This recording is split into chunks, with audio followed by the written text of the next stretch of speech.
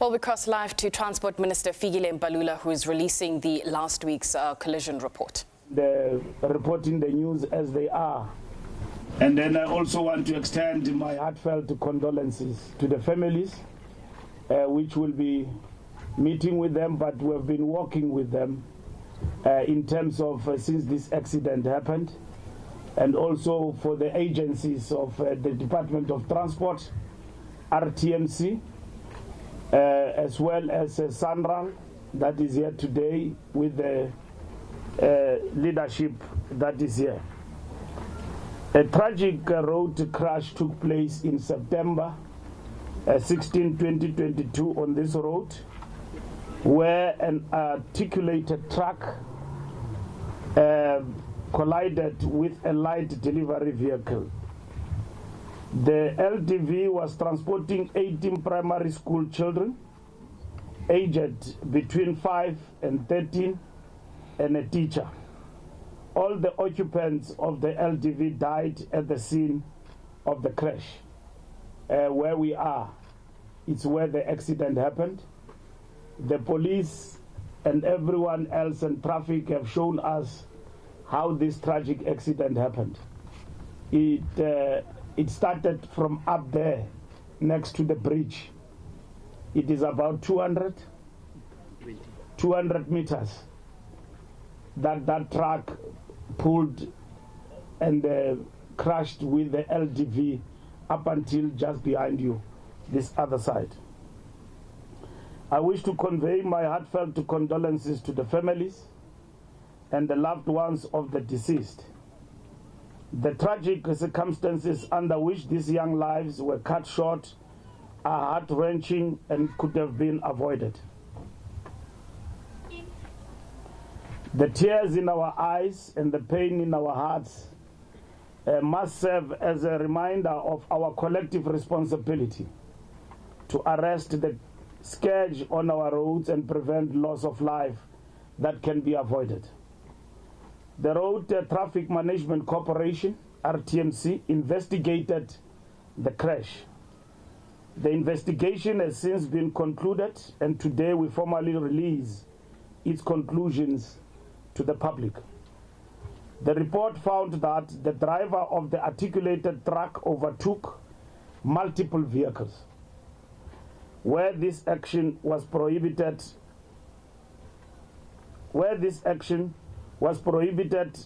by no overtaking lanes in a dangerous and unlawful manner. This driver recklessly overtook vehicles and drove on the oncoming lane for approximately 1.2 kilometers. These vehicles had to swerve out of the way of the approaching truck. The driver never made any attempt to return to his correct lane, but continued driving against oncoming traffic, putting lives of other motorists at risk. The report concludes that driver error is the major contributing factor to the root cause of the road crash.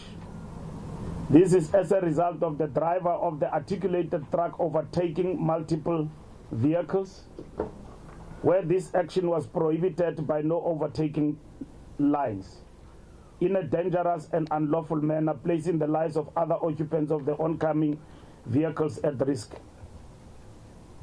The driver's actions of overtaking vehicles for approximately 1.2 kilometers before the area of impact was extremely reckless. The driver of the LDV, the van, was transporting scholars at the back of the LDV, of the van. This is illegal and extremely dangerous for the passengers on the back of a goods vehicle, which again highlights a point about the scholar transport in our country. It's not only here in KZN, it happens everywhere in the country, where people are using vans to transport human beings like Esif Zinkuku and everything else. This is a matter that, in terms of this accident, highlights the fact that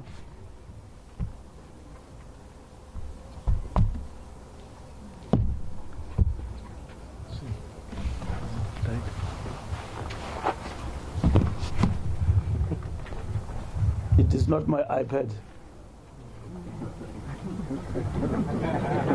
It was lost somewhere. Yeah, no, mine is stolen, so.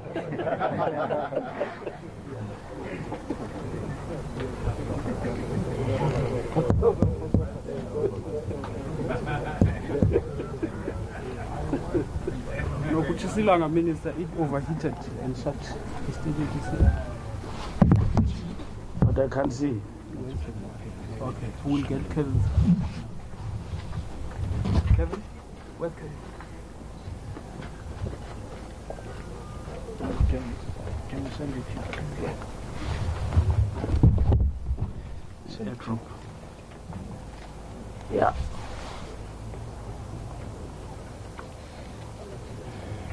There's an airdrop now.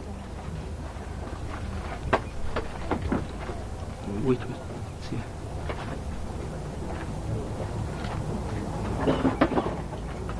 Traces. Well, just getting a bit of a pause there when it comes to Minister Fikile Mbalula's report. And he did mention a couple of things there, saying that the truck was rather traveling in the oncoming lane and overtaking other motorists for approximately 1.2 kilometers, and saying that in the report it is highlighted that no attempt was made by the truck driver to go back into the right lane. Also saying that the major factor there being driver error. But he seems to have found his speech. We're going to try and go back to those visuals for you.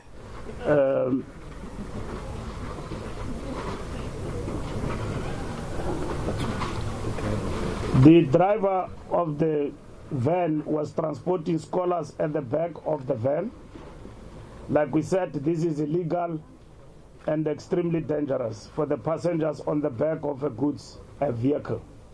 Like I was saying, that highlights the point about what happens in terms of scholar transport in the Republic of South Africa.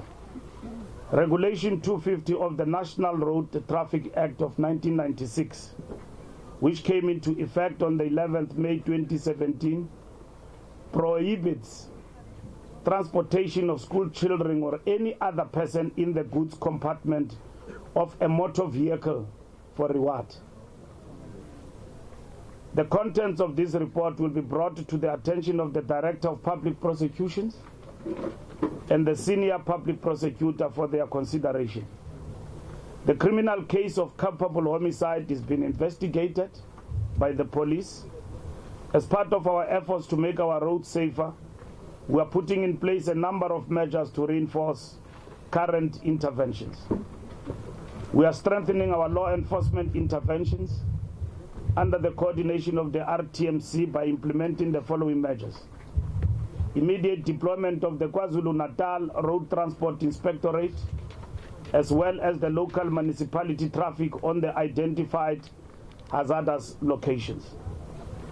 Deployment of the National Traffic Police on ad hoc basis to assist the province, informed by the analysis of traffic statistics to identify areas with insufficient traffic policing capacity. Block patrol in the form of compulsory stopping of trucks at certain intervals to ensure speed reduction and considerate driving towards other road users. These interventions, we are pleased, these interventions will be underpinned by an approach that concentrates on vehicle and driver fitness. We are pleased that the province has completed the necessary processes to ensure visibility of traffic police officers around the clock throughout the year. In order to ensure that companies that own trucks that move goods on our roads adhere to strict compliance with the law, we will encourage the MEC in the province to invoke the provisions of Section 50 of the National Road Traffic Act. This provision empowers the MEC to appoint a person to investigate the specific activities of an unidentified operator and direct the person so appointed to make a written recommendation to him or her regarding what measures should be taken in respect of such an operator. The investigator must, among others, gather any evidence regarding the state of fitness of a motor vehicle in respect of which an operator is registered. Direct them for formal roadworthiness process if needs be. Require such operator to produce for examination the records regarding drivers which an operator is required to keep in terms of the law, and direct that an identified driver be retested in terms of Section 25 of the Act if necessary. The investigator is empowered to obtain additional information relating to vehicle and driver fitness, which includes trends in relation to traffic offenses committed by drivers, hours drivers drive a day, and roadworthiness of vehicles. The investigation will then enable the MEC to take measures against the operator should the investigation so recommend.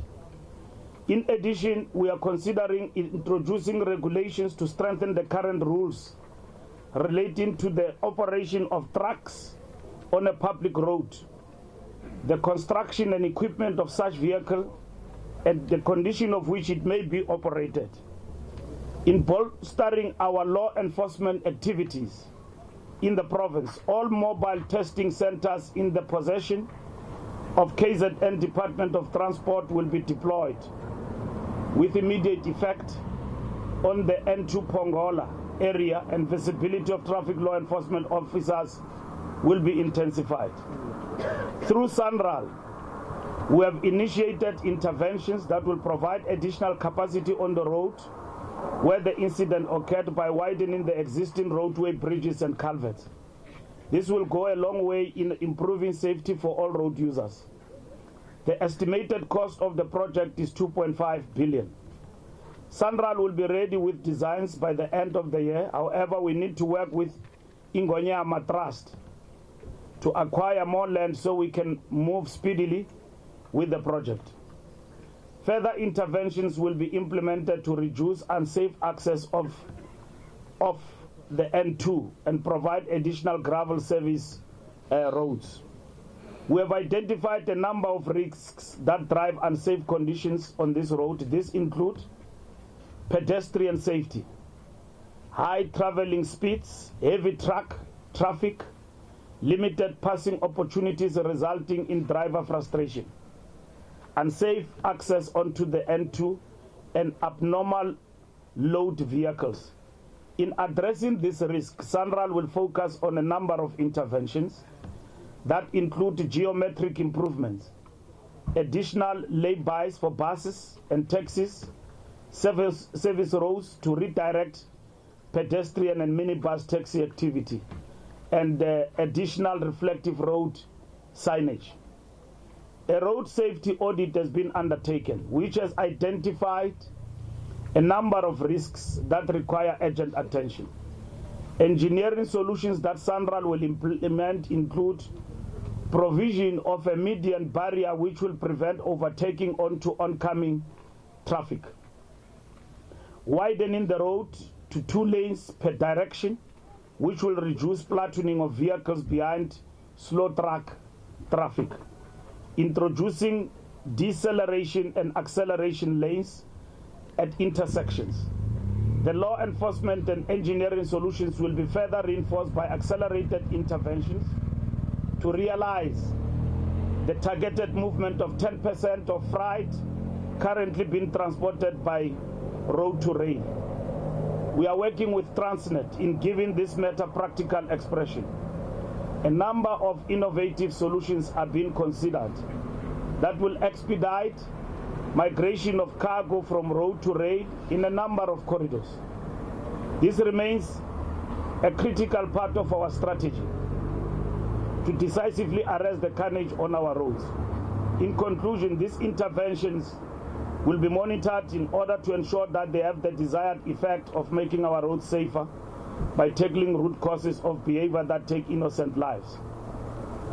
We need to also underline the fact that whilst all these interventions are being undertaken, not only because there is an accident, because resources have long been allocated,